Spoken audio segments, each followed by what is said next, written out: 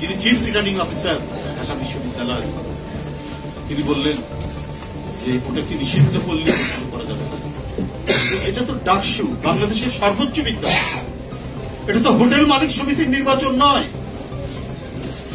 এটা ডাকসু নির্বাচন। ডাকসু নির্বাচনের ব্যালট পেপার, যেখানে প্রতিনিয়ত ছাত্র ছাত্রীরা আপনার কি বলে ফটোস্টেট কপি করছে, বিভিন্ন বই থেকে বই কিনছে, এবং প্রতি সময়ে ছাত্রদের সমাগম হচ্ছে নির্বিঘ্নে।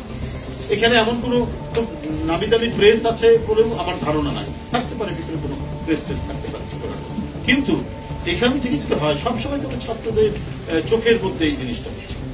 ডাকসু নির্বাচনের ব্যালট পেপার হতে পারে যে কোনো একেবারে গোপনীয় সরকারি কোন সংস্থা থেকে সেটা হতে পারে, যেমন ডিডি প্রেস আছে বা অন্য যে কোনো জায়গায়। তো আপনার যখন নীলক্ষেতের কথা আসবে তখন তো এটা সন্দেহ জাগবেই যে ডাকসুতে